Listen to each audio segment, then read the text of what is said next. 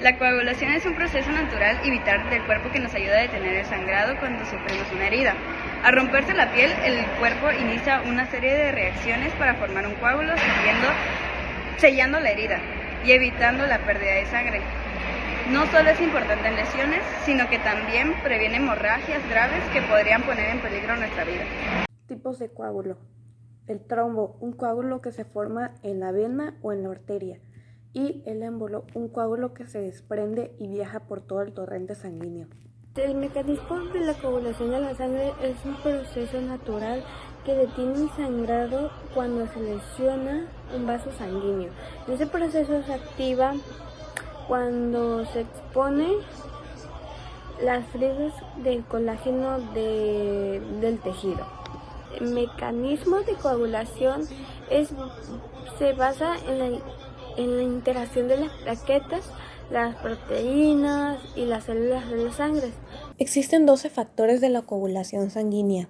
Algunos son factor 1, fibrinógeno, proteína soluble del plasma, factor 2, protrombina, está pegada a la membrana plaquetaria, sustancias absorbidas, factor 3, tromboplastina, se libera del endotelio vascular a causa de una lesión, factor 4, calcio, factor 5, proacelerina, factor lábil, pegada a la membrana plaquetaria. Hemostasia. La hemostasia es un mecanismo de defensa del organismo que se activa tras haber sufrido un traumatismo o lesión que previene la pérdida de sangre del interior de los vasos sanguíneos. Herida.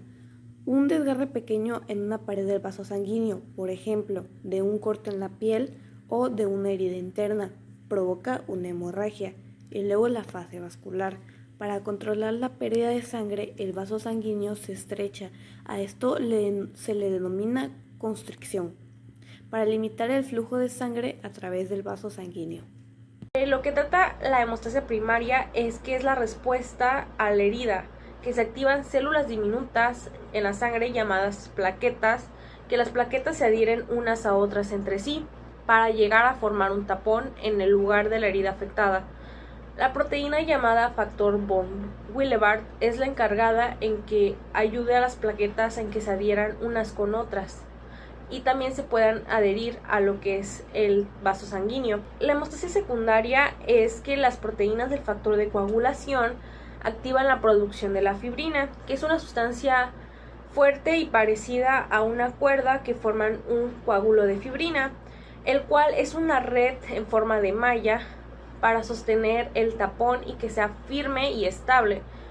A lo largo de los días y las semanas que está ese tapón ya estable con la red de fibrina, el tapón se fortalece y se disuelven a medida que pasan el tiempo y que a medida que se va recuperando el vaso sanguíneo. Hola, mi nombre es Renata y yo les voy a hablar sobre los mecanismos de regulación de la coagulación sanguínea. Para empezar, la coagulación no puede ser continua porque si es continua se forman los que son los trombos y los trombos afectan muy mal en nuestro cuerpo porque los trombos son los que tapan las venas y puede provocar lo que son un infarto o un derrame cerebral. Es por esta razón por la cual existen ciertos mecanismos de regulación que podemos poder observar, que son los inhibidores naturales, que lo conforman la antitrombina 3, la proteína C y proteína S y la trombodulina. Estos tres son los que impiden que la coagulación no sea continua. La antitrombina 3, como su nombre lo dice, impide que la trombina 3 forme un coágulo. La proteína C y la proteína S degradan los factores BA y B8 y la trombodulina modifica lo que es la proteína C, lo cual reduce la coagulación. Los factores endoteliales también es otro mecanismo. En este lado observamos lo que es óxido nítrico y prostaciclina. Estos dos hacen que los vasos sanguíneos se puedan relajar y reduce la adhesión de plaquetas. Porque si bien recordamos, para coagulación las plaquetas se unen y estos dos hacen que las plaquetas se puedan separar, impidiendo la coagulación. Y por último está la heparasulfato. Esta reduce la actividad de antitrombina 3 para impedir la coagulación nuevamente. Cascada de coagulación. Es el proceso por el cual el cuerpo detiene el sangrado formando un coágulo de fibrina en respuesta a una lesión en los vasos sanguíneos. Este proceso implica la activación de una serie de proteínas enzimáticas llamadas factores de coagulación y se divide en tres fases principales: vía intrínseca, vía extrínseca y vía común. El siguiente tema es sobre los trastornos que puede llegar a tener la coagulación. Un trastorno de coagulación son los problemas con la capacidad que tiene el cuerpo para controlar la formación de coágulos. Como hemos dicho anteriormente, la coagulación es un mecanismo de defensa que tiene el cuerpo para poder ayudar al cuerpo cuando se tiene una herida a que no se desangre tanto y a que esta herida se cure más rápido. Normalmente se forman coágulos de sangre durante una lesión para evitar el sangrado o para que la herida para que la herida se cure más rápido.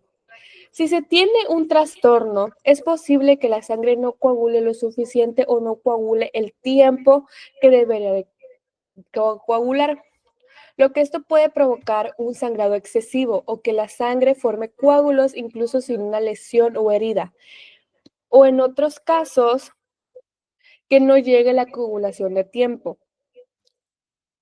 Este tipo de trastornos puede provocar una coagulación insuficiente, lo que lleva a un sangrado anormal, que son las conocidas hemorragias, que es cuando se provoca una herida y la sangre no coagula al tiempo que debería de coagular. Esta provoca que la sangre siga saliendo porque no hay un tapón o no hay un sello, que es el coágulo, que pueda evitar que la sangre siga saliendo. Si se llega a tener demasiada coagulación, lo puede llegar a una aparición de coágulos sangrientos, sanguíneos excesivos, que son los trombosis. Los trombosis.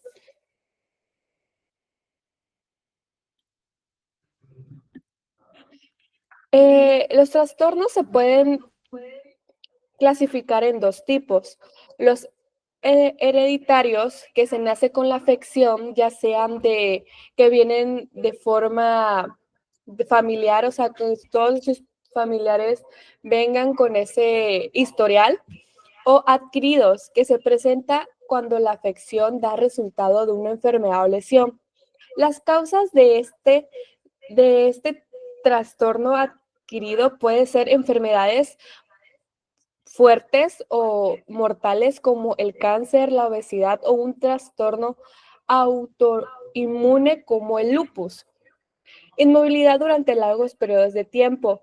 Esto, esto provoca que, pues obviamente, como el cuerpo no está siendo usado o no está en movimiento durante mucho tiempo, la sangre se puede llegar a quedar estancada. Algunos ejemplos de estos sucesos son como una cirugía, como después de una cirugía, o cuando se tiene que guardar reposo en una cama durante el embarazo, o cuando se tiene un accidente automovilístico y el cuerpo tiene que estar en descanso por varios largos de tiempo, hace que la sangre también pueda tener este tipo de problemas.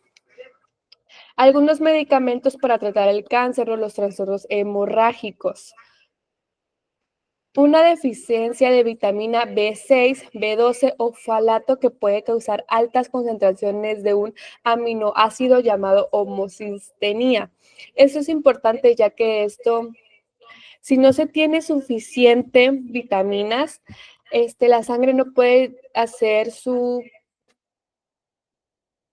lograr hacer su proceso de coagulación ideal, haciendo que el individuo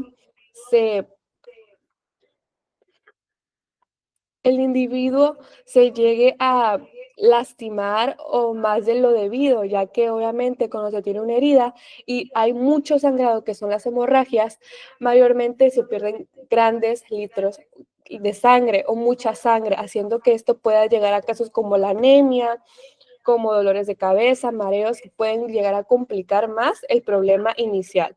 La hemofilia es un trastorno hemorrágico hereditario. Esto quiere decir que hace que la sangre no coagule de la manera correcta. Esto se puede presentar con sangrados espontáneos después de una lesión o de una operación. Existen dos tipos de hemofilia, tipo A y tipo B. El tipo A es por déficit del factor 8 y el tipo B es por déficit del factor 9. Estos factores son cruciales para una buena coagulación. Ahora, estas son transmitidas por los genes del cromosoma X. Por ejemplo, las mujeres son las portadoras y los hombres son los que más sufren de este tipo de trastorno. Los síntomas varían según el tipo de hemofilia que se presente.